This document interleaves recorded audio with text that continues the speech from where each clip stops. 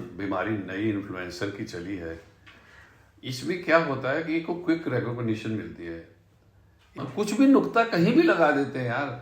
तो हम अब इसको क्या कर सकते हैं, जमाना ऐसा है। मैं फिर वही कहता हूँ ना, विचार कहाँ से आ रहा है, जो देख रहे हैं वही ला रहे हैं, रोकने वाला कोई उनको है नहीं। भाषा का सत्यानाश, भाषा अपना स्वरूप खो चुकी है। नमस्कार सर, कैसे हैं आप? बढ़िया, एकदम बढ़िया, happy to C you.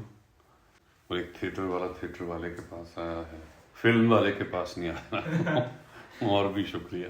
Theatre ही क्यों चुना? देखो, मैं शुरू तो जो किया था कॉलेज के दिनों में, देव साहब का और राज कपूर साहब का मतलब फैन था जी। और मतलब मैं रामलीला में भी मतलब रिकॉर्ड लगा के डांस किया करता था। होता ये था कि बीच में जैसे एक सीन से दूसरे सीन में बदलता है वो, तो बीच में वो किस डांसर को दे देते हैं ताकि सेट वेट चेंज कर दे। तो हमारे यहाँ ऐसा रिवाज था कि सहारनपुर से डांसर्स आते थे या आती थी उस जमाने में। तो सपोज कोई तैयार नहीं हुए, अभी वो भी मेकअप कर रहे हैं, तो मुझे धकेल देते थे। तो मैं अपने ही पैसे का उन दिनों छोटा 45 की स्पीड वाला रिकॉर्ड लेके आता था और उस पर लगा देता था। तो मैंने 3-4 इस रामलीला में ऐसे शो किए थे उन दिनों। वो राजकुमार, किस किस से प्यार करूं, शम्मी कपूर, तो वो मैं वहीं स्टेज के ऊपर ही टेबल लगा के उसके ऊपर पाउडर छिड़कते रहता था ताकि ऊपर बैठ के ऐसे राउंड चक्कर लूं तो ऐसे पूरा घूम जाऊं। तो ऐसे तमाशे शुरू किए। मतलब ये कीटाणु बचपन से ही थे। मतलब मेरे फादर भी बताते हैं, he used to sing very good, very. वो सैगल साहब के गाने गाया करते थे। मेरी माँ बहुत अच्छा गाती थी। हालांकि फादर ने मुझे कभी इनकरेज नहीं किया इसके लिए, उन कारण रहा होगा क्योंकि वो चाहते थे कि नौकरी वोकरी लग जाए। स्टेनोग्राफी के लिए ITI में डाला, 3 बार मैं भाग गया। तो एनीवे मुझे थोड़ा सुकून मिला वो कॉलेज में मिला, क्योंकि कॉलेज में मैंने मुझे पूरा मौका दिया। स्कूल में भी किया मैंने कुछ, एक 15 अगस्त वगैरह पे, लेकिन कॉलेज में मेरे प्रोफेसर थे KN कपूर, जो अभी वहीं पर हैं, रिटायर हो गए हैं। वो बहुत ज्ञानी आदमी हैं, डॉक्टर कमल नारायण कपूर। काफ़ी नाटक भी लिखे हैं, पेंटर बहुत अच्छे हैं। तो उन्होंने वो जितना थिएटर हमारे कॉलेज में हुआ वो उन्हीं की बदौलत हुआ था। फिर हम यूथ फेस्टिवल्स में भी ले जाते रहे। तो लेकिन मुझे तब भी शौक जो था फिल्म्स का था। तो मेरे थिएटर में जो नाटक करते भी थे हम, उस पे भी मतलब फिल्मी उनकी काइंड ऑफ मिमिक्री कह लो या उनकी झलक मेरी एक्टिंग में वो लोग बता सकते थे। लेकिन वो लोग पसंद करते थे, यमुनानगर के लोग हैं, मैं यमुनानगर से हूँ, तो वो लोग पसंद करते थे। अब कॉलेज में तो हम हीरो थे, हमारी फीस माफ थी, हमारे रिफ्रेशमेंट के पैसे और दाखिला सब माफ था, किताबें विताबें। तो हम अपने आप बड़ी तोप समझते थे इस मामले में। तो लेकिन हमको पता नहीं था कि हम सीरियस थिएटर कर भी रहे हैं कि नहीं। तो फिर प्रोफेसर KN कपूर ने ही मुझे सजेस्ट किया कि तुम्हें आगे इसको परस्यू करना चाहिए, इसकी ट्रेनिंग प्रॉपर करनी चाहिए।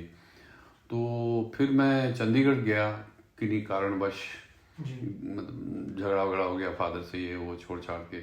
इससे पहले मैंने फिल्म इंस्टीट्यूट का भी इंटरव्यू दिया था पूना के लिए, जिसमें मेरा सिलेक्शन हुआ था। उस टाइम टॉम आल्टर होते थे जो कि जगाधरी से थे, क्योंकि उनके फादर मिशनरी थे। तो ये बास्केटबॉल कोच थे वहाँ पर जगाधरी मिशन स्कूल में। तो वो आते थे हमारे कॉलेज में बास्केटबॉल ग्राउंड खेलने। तो वो भी थे उसमें। और तब हम जानते नहीं थे एक दूसरे को, हमें लगता था कोई अंग्रेज आके खेलता है यहाँ पर। वो थे बेंजामिन गिलानी थे, पर घर वालों ने इनकरेज नहीं किया। सो मैं चंडीगढ़ चला गया। वहाँ पर काफ़ी जैसे तैसे 5-6 महीने निकाले, सब तरह के काम किए ज़िंदगी में, कुछ छोड़ा नहीं मतलब। और किसी को पता नहीं था घर वालों को मैं कहाँ हूँ। सो इन ए वे मैं भाग गया था घर से, तुम ये कह सकते हो। तो फिर मैं चंडीगढ़ इंडियन थिएटर जो है डिपार्टमेंट यूनिवर्सिटी में, उसमें मेरे जाना हुआ। तो मेरा एक दोस्त ले गया था और वहाँ पर फिर जब मैंने सीरियस थिएटर देखा, क्योंकि वो पंजाब यूनिवर्सिटी में उस हॉस्टल नंबर 1 और 2 के बीच में बना हुआ था। तो हम दोस्त के साथ में 1 नंबर हॉस्टल में जाया करता था। तो वहाँ छत से देखा थिएटर, तो फिर मैं वहाँ चला गया। उन दिनों 3 पेनी ओपेरा हो रहा था, जिसमें अमाल अलाना प्ले कर रही थी डायरेक्ट। और अनुपम खेर मुझसे अभी भी, तब भी 1 साल सीनियर थे और NSD में भी 1 साल सीनियर रहे। तो वो उसके हीरो थे, मेन हीरो अनुपम खेर। तो मुझे लगा अरे यार ये तो बड़ी कमाल की चीज़ है, यही तो मुझे करना है। एक्टिंग है, ये बड़ी मज़ेदार चीज़ है और रूबरू है। तो कैमरा तो हमको पता ही नहीं था कि फिल्म का शौक था, पर फिल्म विधा नहीं हमें मालूम थी कि होता क्या है फिल्म बनाना, ये प्रोसेस को कैसे बनता है। और रीटेक का कंसेप्ट ये वो हमको क्या पता क्या होता है। मैं तो बस ये था फिल्म में कैमरा रखा होता है, सारे बोलते जाते हैं डायलॉग, और फिर उसमें आवाज़ भर देते हैं। जी एक जब कस्बे के लड़के को कितनी नॉलेज होगी इस चीज़ के लिए। जी सो एनीवे मैं फिर वो 1 साल का डिप्लोमा वहाँ से किया, पंजाब यूनिवर्सिटी से। फिर पंजाब टूरिज़्म की रेपर्टरी बनी, तो उसमें मुझे जॉब मिल गई एज एन एक्टर। तो हम एक प्ले कॉकेशियन चौक सर्कल जो है उसको पंजाबी में हमने अडॉप्ट किया था। उसको M.K. रैना ने किया था, जो मेरे थिएटर के पहले प्रोफेशनल गुरु हैं ये कह सकता हूँ मैं। तो मैंने उनसे बहुत सीखा, बहुत ही सीखा है, काफ़ी क्रेडिट देता हूँ मैं उनको। तो वो फिर हम नाटक लेके जयपुर गए और कलकत्ता गए, दिल्ली आए। तो दिल्ली में मैंने नेशनल स्कूल ऑफ ड्रामा देखा। फिर मुझे लगा अरे ये तो वो जगह है जहाँ मुझे होना ही होना है। तो मैंने जॉब छोड़ दी। तब मेरी 650 रुपये मिलते थे और इंडियन थिएटर में मुझे 200 रुपये स्कॉलरशिप मिलता था। और मैं 650 की नौकरी छोड़ के 250 रुपये स्कॉलरशिप पे NSD में आ गया। तो खुशकिस्मती थी मेरी कि मैं अलकाजी साहब के टाइम में आया। हमारा बैच जो है वो आखिरी बैच था अलकाजी साहब के साथ। उसके बाद अलकाजी साहब किन्हीं राजनीतिक कारणों की जो अंदर का ही था, उन्होंने फिर 1 साल कुछ महीने के बाद छोड़ दिया था। लेकिन उस दौरान हमने उनको प्यार से हम अलकाजी साहब को चचा कहते थे। उनसे बहुत कुछ सीखा हमने, बहुत सीखा। मतलब बाकियों का तो मुझे पता नहीं है, मैंने बहुत सीखा। अभी भी मैं जब प्ले डायरेक्ट करता हूँ तो मेरी कंपोजिशंस में आप देख सकते हैं कि डिज़ाइन का जो है वो मेरे ऊपर उनकी जो एक पैटर्न था या उनकी कोरियोग्राफी का तरीका या डिज़ाइनिंग का तरीका मैंने उनसे सीखा। मैंने एक बात सुनी उनके बारे में कि वो बोलते थे कि संतुष्ट मत हो जाओ, बेहतर करने का प्रयास जारी रखो। ऐसी कोई एक बात जो आपको याद हो, जो उन्होंने पर्सनली आपको कुछ कहा हो कि ये मेरे को पर्सनली तो खैर उन्होंने इस तरह से डायरेक्ट, हम डरते बहुत थे उनसे। उनका जो ऑरा था, उनकी पर्सनालिटी, एरोगेंट नहीं थे वो, मतलब शब्द नहीं, एरोगेंस नहीं मानते। उनका रोब दाब, उनकी पर्सनैलिटी इतनी वैसी थी। हाँ, और वो इतने खूबसूरत इंसान थे। मतलब एक तो जैसे वो हाइजीन पे बहुत जोर देते थे कि अगर आपका टॉयलेट क्लीन नहीं है, if you can't think clean, if your toilet is not clean you can't think clean. तो एक एक्टर को साफ रहना बहुत ज़रूरी है। थिएटर वाले को हाइजीन का क्लीन करना ज़रूरी है। सफाई, साफ दिमाग, साफ शरीर, साफ वातावरण बहुत ज़रूरी है। तो वो इस पे बहुत जोर देते थे और वो खुद भी टिप टॉप रहते थे। उनका ऑफिस से हाँ सब कुछ। और वो चेक करते थे, मतलब जब हम कॉरिडोर्स में जाते थे, शेव किया हुआ है कि नहीं है, ये है वो है, तमीज़ से, वो एटिकेट, जूता वूता सब कुछ। अमीरी से नहीं मतलब था कि मेरे कपड़े कितने अच्छे हैं, मतलब मेरे साफ हैं कि नहीं, सफाई, हाइजीन बेसिकली उस पे वो। और डिसिप्लिन को लेके वो बहुत पर्टिकुलर थे। खतरनाक डिसिप्लिन को लेके वो। तो मुझे याद है हमने प्ले कोई किया था, मैं भूल गया कौन सा। तो इंदिरा गांधी जी को आना था तो लेट हो गई, but he said no, third bell means third bell, start कर दो। प्ले स्टार्ट कर दिया। फिर वो बीच में कोई सीन का गैप आया तब उनको आने दिया था। तो वो इतने पर्टिकुलर थे और हमने उनसे सीखा। मुझको तो कीड़ा काट ही गया। मैं तो डिसिप्लिन के मामले में इतना पर्टिकुलर हूँ कि मैं चिल्ड्रन थिएटर जैसे किया है स्कूलों में, तो मैं कभी किसी का ऑडिशन नहीं करता था बच्चे का। मैं उनको कहता था ऑडिशन नहीं करूँगा, मैं तुमको तब निकालूंगा अगर तुम लेट आए या नहीं आए। लेट आए तो इसका मतलब तुम डिसिप्लिन नहीं है तुमने, तो इसलिए मैं निकालता था, अदरवाइज मैं नहीं निकालता था। तो हमने डिसिप्लिन उनसे बहुत सीखा, नफाजत। और वो ये कहा करते थे पढ़ो, पढ़ना बहुत ज़रूरी है। तो कई वो क्या करते थे, कई बार 5:30 बजे सवेरे आके हॉस्टल में आते थे यकायक सरप्राइज चेक, और हम सोए हैं तो हमारे सिराने पर देखते थे कौन सी किताब रात को पढ़ते हुए सोया। तो हमको खबर लगी होगी कि आते तो हम अपने सिराने पे किताबें रख के सोने लगे। तो नेक्स्ट मॉर्निंग उन्होंने देखा कि अगर युवराज के पास ये किताब थी तो सवेरे उसी किताब में से सवाल पूछ लेते थे जो कि हमने पढ़ी नहीं होती थी। तो हम उनको मतलब यार वो तो बाप थे, उनको कोई क्या बनाया था, तो चालाकी नहीं चलती थी। तो वाकई कहते थे पढ़ो। मुझे याद है मैंने एक बार डिज़ाइन का और ये पेंटिंग का मुझे बचपन से शौक था, सीखा तो नहीं, तो मैंने कहा जी मुझे I want to understand design. तो तब ये त्रिवेणी कला जो संघ है जगह, तो उसमें इनका बेसमेंट में इनका स्टूडियो था पेंटिंग का। तो मैं चला गया डरते डरते, मैंने कहा sir I want to understand line, concept of line. तो बोले बंगाली मार्केट के पीछे रेलवे लाइन है, 2 घंटे खड़े हो जाओ समझ आ जाएगी। फिर बड़े जोर से हंसे। फिर देन ही सेड कि stop bothering yourself, just keep on watching exhibitions as much as you can say and don't ask anybody any question, just watch it. अब वो बाद में समझ आया। देखो एक बड़ी सिंपल सी चीज़ है, मैं जैसे तुमको सामने बैठे हो तो मैं कहूँगा अजर विचार कहाँ से आता है, मैं अक्सर पूछता हूँ, तो 80 से 90% लोग कहेंगे दिमाग से आता है, जबकि विचार दिमाग से नहीं आता है, दिमाग में आता है, आता बाहर से है। तो मतलब हमारी 5 ज्ञान इंद्रियां जो सेंसेस हैं, जितना एक्सपीरियंस करेंगी, मतलब जितना हम इंसान एक्सपीरियंस करवाएंगे अपनी आंखों को, मतलब जितना सुंदर देखेंगे, खराब देखेंगे, एक्सप्लोर करेंगे, अपने आसपास 4 दीवारी में खुश हैं, बाजी बस हम का खुश हैं, तो हम उतना ही सीख पाएंगे। हमने सुना क्या, अगर हम कहते हैं हम भारतीय, हम तो भाई इंडियन म्यूजिक सुनेंगे, तो म्यूजिक तो एक अथाह समुद्र है, बड़ा लिमिटलेस। म्यूजिक सुनना, सभी म्यूजिक सिर्फ म्यूजिक है, वो देश विदेश का नहीं मानिए। तो आप सुनिए, तो सिम्फनीज को सुनने का जो चाव था वो मुझे वहाँ से अलकारी साहब से म्यूजिक जिस तरह थे, तुगलक में वो जब लगाते थे तो आज़ान भी लगती थी और अरेबियन म्यूजिक भी लगता था, तो उनकी चॉइस जो थी बहुत कमाल थी, उनकी selection about sound and line and design and set and costuming और टेक्सचर, इन चीज़ों पे बहुत डिटेल में काम करते थे वो। मतलब वो तो क्या ही बताएं उनके बारे में। आपने अभी शुरू में एक बात कही थी कि फिल्मों को देखने से आप उसकी तरफ प्रभावित हुए।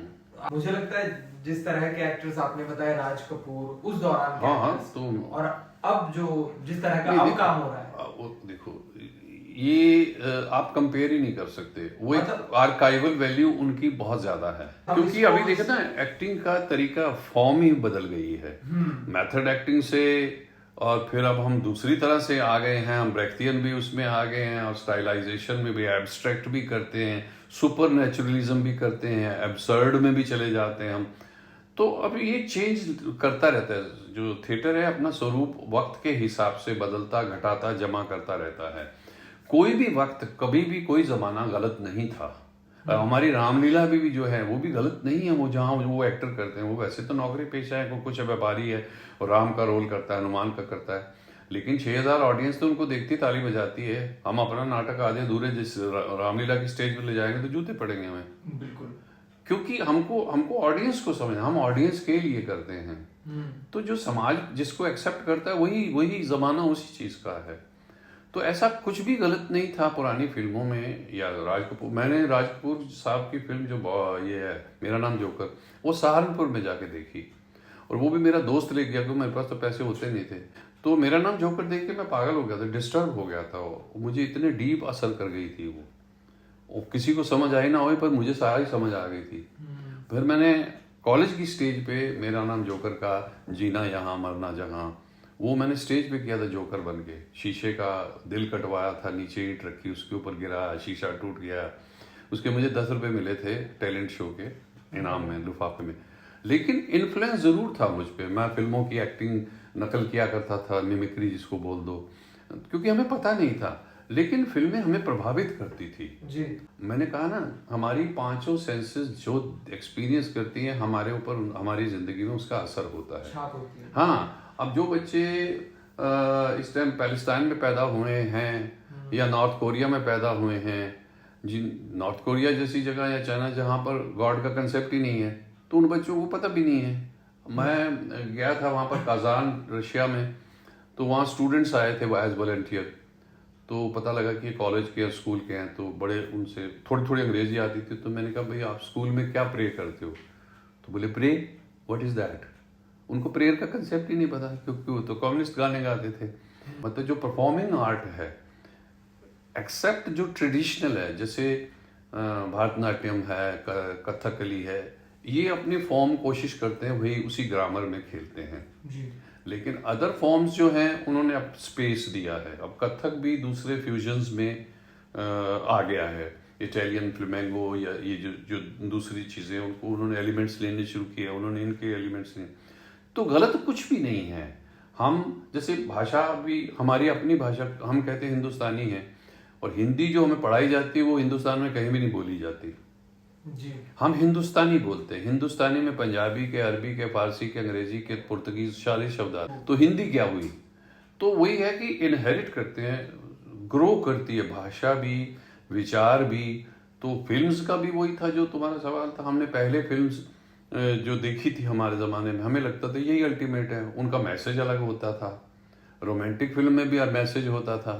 अभी की फिल्में जो हैं वो उनका सब्जेक्ट ट्रीटमेंट डिफरेंट है। अभी जैसे मिर्जापुर और ये जो सीरीज चलती हैं, इस तरह वाली फिल्में। हाँ, मैं आपसे वही पूछ रहा था हाँ। कि क्या गाली देना फिल्मों में या फिर थिएटर में भी आजकल तो बहुत होने लगा है? मतलब क्या ये भाषा में मतलब आना चाहिए? मेरे हिसाब मतलब मैं पर्सनली तो नहीं लाना चाहता, लेकिन अफसोस की बात है कि महाभोज प्ले मैंने किया था अमाल अलाना जी के उसमें डायरेक्शन में। तो मैं थानेदार बना था गांव का, तो मैं तो गाली देता था स्टेज पर ही। लेकिन मैं जिस तरह से गाली देता था वो गाली लगती नहीं थी। नहीं, एक तो गाली हो गई कि वो जरूरी है यहाँ पर दी जानी चाहिए, और एक अननेसेसरी आप दिए जा रहे हैं। नहीं वो देखो, अब ये जो सीरीज मैंने ओटीटी पे मैं तो देख भी नहीं पा, मतलब मुझे पसंद ही नहीं है। मैं फिल्म देखे 35-40 साल हो गए हैं, सिनेमा हॉल में फिल्म नहीं देखी मैंने जी। उसका रीजन ये है कि मैं जो ही देखता हूँ, मैं फिल्म देखते वक्त कहता अच्छा ये इसने ट्रॉली शॉट लगाया है, ये ऊपर से लो एंगल शॉट है, ये मिड, तो मैं वो टेक्निक देखने लग जाता हूँ। वो थीम हाँ वो खत्म हो जाती, तो एंजॉय नहीं कर पाता। जी। तो वो अभी जो है ये पता नहीं किस इज्म का शिकार हैं हमारे राइटर जो हैं इतने भाषा पे। अब तुम देखो ना, हमें अलकाई साहब के टाइम में जब हम आए थे तो रेडियो हमें सजेस्ट किया जाता था कि देवकी नंदन पांडे को एक न्यूज़ सुनो। वो माने जाते थे, उनका तलफ़ुज़ जो था देवकी नंदन पांडे से समाचार सुनिए। और उनका जो एक शब्द था ऐसे चिजल होते थे, घड़े हीरे की तरह। कहते थे प्रोनाउंसिएशन सीखनी है तो इससे सीखो। तो अब क्या, अभी तो टीवी जो एंकर्स हैं वो कुछ भी भाषा किसी कहीं भी कुछ भी नुक्ता कहीं भी लगा देते हैं यार। तो अब इसको क्या कर सकते हैं, जमाना ऐसा है। मैं फिर वही कहता हूँ ना, विचार कहाँ से आ रहा है, जो देख रहे हैं वही ला रहे हैं, रोकने वाला कोई उनको है नहीं। भाषा का सत्यानाश, भाषा अपना स्वरूप खो चुकी है। आपकी जनरेशन में ऐसी दो चीजें जो अच्छी थी जो इस जनरेशन में खराब हो गई, मतलब बिगड़ गई? मेरी जनरेशन में ये था, मतलब अब वो उस वक्त की डिमांड थी वैल्यूज का, स्पेशली जो इंडियन वैल्यूज थी। आंख में शर्म थी, फादर के साथ आंख में ला के बात नहीं करते थे। वो ज़माना अलग था। अभी ज़माना जो है वो ये कहता है कि आप डायलॉग करो ना, समस्याएं हल करो। और इस हिसाब से मैं देखता हूँ, मेरा बेटा मेरा बहुत अच्छा दोस्त है। हाँ। तो अब फर्क आ गया ना, तो मैंने सीखा है वो। अगर मैं लॉक लगा के बैठ जाऊँ कि पुरानी वैल्यू, हर समय की कुछ ना कुछ चीज़ें अच्छी ही थी। पॉल्यूशन इतना नहीं था, नॉइज पॉल्यूशन इतना नहीं था, टीवी होता ही नहीं था। अभी तो सेल फोन जो है ये जीवन है। आप एक डाइनिंग टेबल पे 5 लोग बैठे हैं, पांचों डिनर भी कर रहे हैं और पांचों सेल फोन पे भी या तो गेम खेल रहे हैं या चैट कर रहे हैं। तब ये नहीं था, तब वार्तालाप होता था। पहले तो वहाँ डाइनिंग टेबल ही नहीं होती थी मेरे ज़माने में जी। तो माँ खाना बना रही है तो नीचे चौकी पे बैठ जाते या ज़मीन पे बैठ जाते थे। जो आ गया बच्चा उसको खाना खिला दिया, माँ से बात हो गई, झाड़ पड़ गई, पहाड़ा सुना दिया, ये सुना दिया। फादर से तो बात होती ही नहीं थी क्योंकि हमें डर इतना होता था। तो वो हाँ, तो इज्जत की थी बात। तो ज़मानों का, हर ज़माने का अपना चार्म, अपनी वजह, अपनी खूबसूरती थी। शोर नहीं था इतना, पोल्यूशन इतना नहीं था, छोटा सा नगर होता था। तो अगर हम खो जाते थे तो किसी न किसी को पता होता था ये उनका शर्मा जी का लड़का है। हाँ। और अगर हम बंक मार के जाते थे तो भी पिताजी को खबर पहुंच जाती थी लड़का आज वहाँ घूम रहा था। तो उसका एक अपना नुकसान भी था, लेकिन ये फायदा होता था कि हम पे नजर रहती थी डिसिप्लिन में भी। तो ये कि वो है कि आधा गिलास भरा है कि आधा खाली, वो है। अब इस तरह से कहना कि ये जमाना अच्छा है या वो जमाना सारा कुछ है। हमने तो हमारे जमाने में तो थिएटर था ही नहीं, मतलब छोटे कस्बों में था ही नहीं थिएटर। हमको पता है थिएटर क्या भला होती, ऑडिटोरियम कहाँ चलाएंगे, उसको करेंगे कहाँ पर? कॉलेज ही जगह होती थी जहाँ करते थे, या रामलीला होती थी, बस खत्म, ये थिएटर था। हिंदी रंगमंच तो उस तरीके से विकसित ही नहीं हो पाया अब भी, मतलब अपने गांव शहरों में नहीं पता। उसका कारण है रंगमंच इसलिए नहीं विकसित होया, उसमें दो तीन कारण है। एक तो है रंगमंच क्योंकि अपने जेब से पैसे लगा के करना पड़ता है, उसको राजकीय सहायता नहीं मिलती है, प्रदेश की राज्य की कोई फंड नहीं है। गवर्नमेंट्स जो हैं वो अपने दूसरे वो जो डेवलपमेंट के काम है, नालियां बनवा, बिजली लगा, वो उधर लगी हुई है। उनको इस चीज का ध्यान नहीं कि कला जहाँ खत्म हो जाएगी तो इंसान पशु हो जाएगा। हाँ, क्योंकि इंसान पशु हो जाएगा। बिल्कुल ये बहुत जरूरी है कि आप इन पर जो अलग अलग कलाएं हैं, चाहे पेंटिंग है, डांस है, गाना है, नाटक है, इनको इनकरेज कीजिए। मतलब वो मेरे का पिकासो ने कहा था, किसने कहा कि हर बच्चा आर्टिस्ट होता है, बॉर्न आर्टिस्ट होता है, परमात्मा। अब सवाल ये आता है कि उस आर्टिस्ट को बचाए किसने रखा? या तो पेरेंट्स उसकी हत्या कर देंगे क्योंकि उनको उसको वकील बनाना है, जज बनाना है, साइंसदान बनाना है, ये बनाना है। वो तो आर्टिस्ट तो परमात्मा तो सब में चिप लगा के भेजता है कुछ ना कुछ कला की। आप उसको आर्टिस्ट बनाए रखना चाहते भी हैं कि नहीं? आपको लगता है तो बेकार काम है, तो वो बच्चा कहाँ रहेगा आर्ट में? अभी कल ही में तुम्हारी तरह का एक बच्चा है, वो मेरे पास आया था, शील।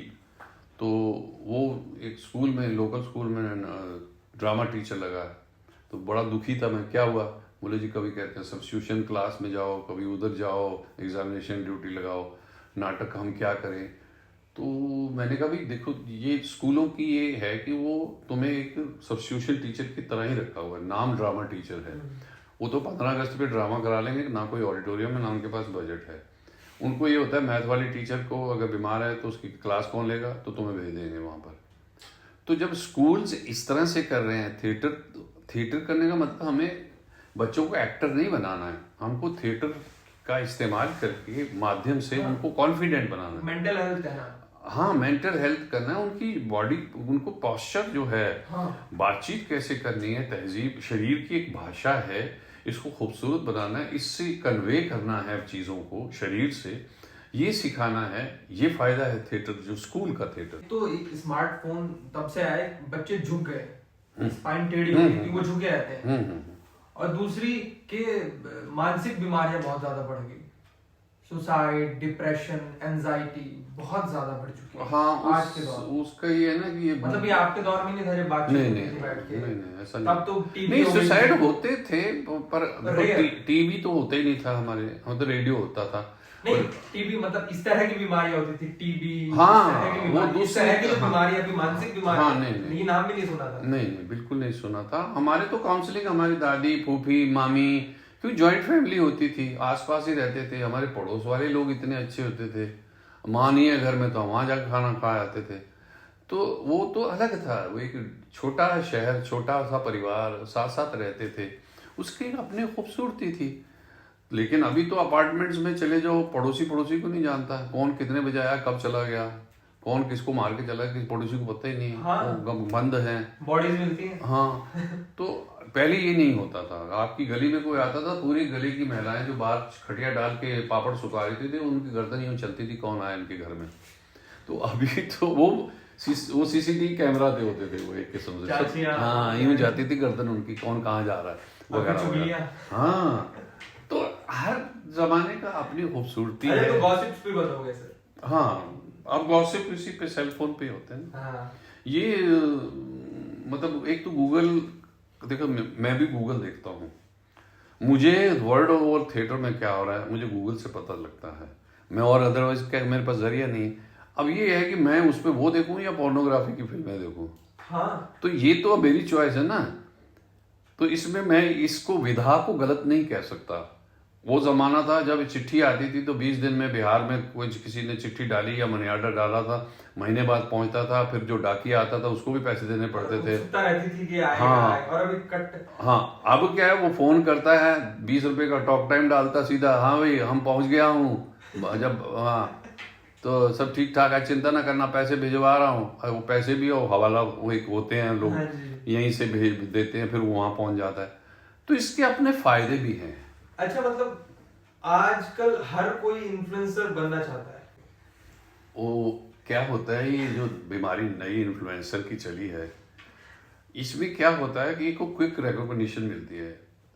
एक अजीब सी मतलब वो मनोवैज्ञानिक सवाल कह लो या प्रॉब्लम है कि इंसान या जीव, इंसान ही नहीं जीव, लाइफ जिसमें है कोई भी किसी, वो रिकॉग्निशन चाहता है, कम्युनिकेट करना चाहता है। पैदा होते ही वो चिल्लाएगा मेरी तरफ देखो जी। तो अगर आपके घर में एक बच्चा है, 2 बच्चे, 3 बच्चे, अगर आपने सबसे छोटे वाले को या बीच वाले को अटेंड नहीं किया तो कुछ दिन तो झेलेगा, फिर वो अट्रैक्ट करने के लिए चीजें फोड़नी शुरू करेगा, गलत करेगा कि उसकी तरफ ध्यान दो। डॉगी को भी अगर आप घर में एक डॉग है या बच्चा, आपके घर में अगर डॉग है और बच्चा हो जाए और आप बच्चे को ले आए और ध्यान आपने डॉग को देना बंद करते हो तो रिएक्ट करते हैं। हाँ। वो हो सकता है उसको बच्चे को काट भी ले। बिल्कुल। तो आप क्या करते हैं, मैंने विदेशों में तुमने भी देखा होगा, इस पे वो आते हैं इंस्टा पे, जी। वो डे 1 पे ही कुत्ते को और बच्चे को साथ में कर देते हैं, स्मेल को। फिर वो उसके साथ ही सोता है, सब कुछ रहता है, वो फिर उसका भाई बन जाता है, बहन बन जाता है, जो भी होता है। तो ये एक अलग कंसेप्ट है जी। मतलब वही है कि हाँ, इस जमाने के साथ साथ वैल्यूज और ये चेंज, बीमारियां, वैल्यूज, विचार ये बदलते जा रहे हैं, बदलते जा रहे हैं। सिर्फ दिक्कत ये हो रही है, सुकून गायब होता जा रहा है, शांति नहीं है। चीज़ों का फैलाव, इतनी जानकारी होने लग गई हमको गूगल से और दूसरे माध्यम से कि हम बाहर की जानकारियां लेने लग गए हैं, घर की जानकारी नहीं लेते, अपनी माँ से बात नहीं करते, अपने भाई से बात नहीं करते, अपने पड़ोसी से बात नहीं करते। जी। तुम विदेशों में देखो तो बच्चों को सिखाया जाता है my bus driver is a very good man. वो ऐसे से उनके वो ऐसे होते हैं, गाने होते हैं डाकिए के ऊपर गाने। हमारे यहाँ ऐसे कविता बच्चों के लिए लिखी नहीं जाती, है ही नहीं कंसेप्ट। जी।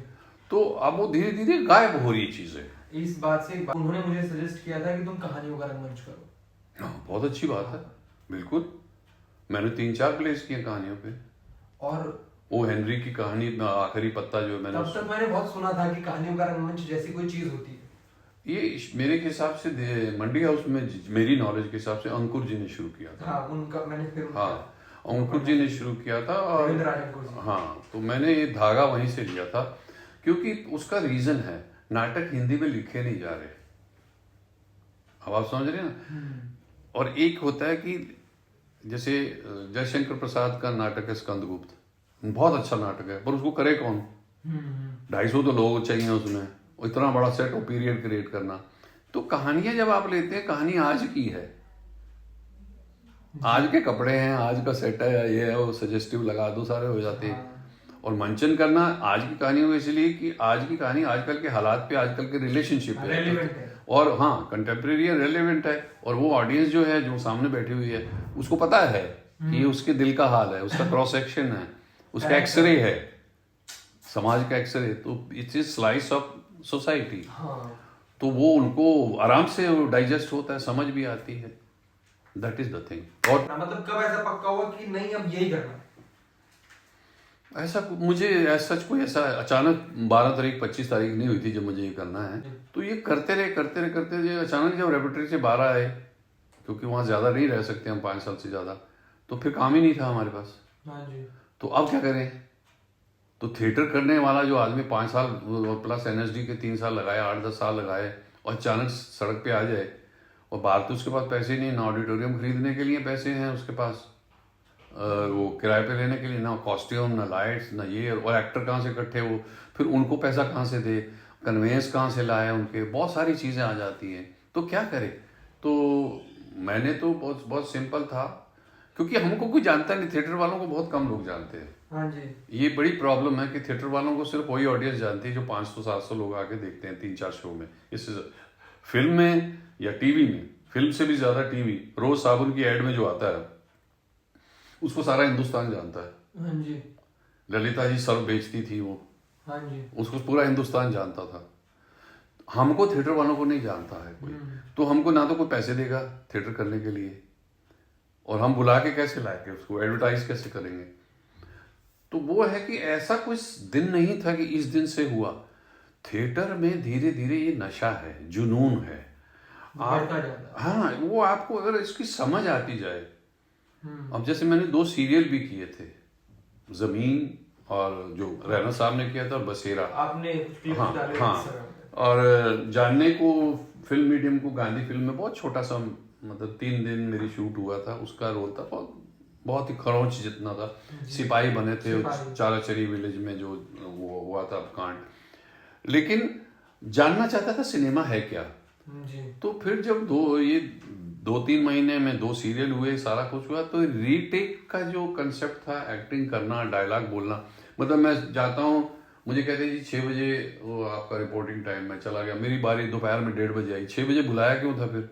क्योंकि प्रोफेशनल नहीं थे हम जहाँ हमने किया दिल्ली में। और दूसरा, हमारे कुछ स्क्रिप्ट नहीं दी, हम वहीं जाकर तुमने ये डायलॉग बोलना है, किसको बोलना है भाई, वो आएगा, वो कहाँ है, बोलो उसको छोड़ो, तुम बस कैमरा को देके बोलो। अब ये हमसे नहीं होता, क्योंकि हमने जो थिएटर सीखा या किया उसमें कहा था कि डोंट एक्ट, रिएक्ट। थिएटर जो होता है वो रिएक्शन की चीज है। जो दूसरा कैरेक्टर है सामने नाटक में लिखा हुआ, नाटक में पहला डायलॉग एक्शन है, उसके बाद reaction of the earlier action है। तो वो थिएटर में ही हो सकता है, फिल्म में वो नहीं हो सकता। एक सवाल आपसे मैं, अच्छा, ये मैंने बहुत सुना है, मतलब मैंने आज तक नहीं देखा, ऐसा हो सकता है आपने देखा हो। क्या कुछ एक्टर आपने ऐसे देखे जो गांजा पी के एक्टिंग करते हैं? क्या गांजा पी के एक्टिंग करते हैं? मतलब वो गांजा पियेंगे, उससे पहले वो जा नहीं पाएंगे कैरेक्टर के अंदर, उनका ऐसा मानना है, वो निकल नहीं पाएगा। मैंने अपनी नज़र से तो नहीं कोई देखा है। मैंने भी तुम्हारी तरह ही सुना है जी, फलां पीते थे, मैं नाम नहीं किसी का, तुम भी जानते हो मैं किसके बारे में कह रहा हूँ। जरूरत नहीं कहने की, अपने अपने वो हैं फैड। लेकिन अगर 100 में से 2 ऐसा करते हैं तो ये उनकी मर्जी, बाकी जो 98 हैं वो नहीं करते इस चीज़ों का। जी। हमारे आसपास होते हैं, अगर कोई शराबी के भी पी के आएगा तभी हमें, मैं तो पिछले 35-36 साल से मैंने तो सिगरेट भी बंद कर दी थी तभी, तो मैं तो अभी भी करता हूँ, तो मैं तो सिगरेट के बगैर भी रह लेता हूँ। मैं तो दारू पीते जिंदगी में कभी नहीं पी मैंने, नेवर इन माई लाइफ। मैं वेजिटेरियन हूँ। मतलब आप थिएटर में, हाँ, आपके आसपास के लोग पीते होंगे? बिल्कुल पीते थे। और आपको बोला भी होगा कि बिल्कुल। अरे हाँ, तुम क्या ऐसे बोल रहे थे, या तुम क्या एक्टर बनोगे यार? नहीं, पर इसलिए नहीं कहते थे, वो कहते थे प्रॉब्लम क्या है इसमें। तुम नहीं, आजकल ऐसा होता है सर, कोई नशा कर रहे हैं, कोई एक्टर्स का ग्रुप है तो बैठा है,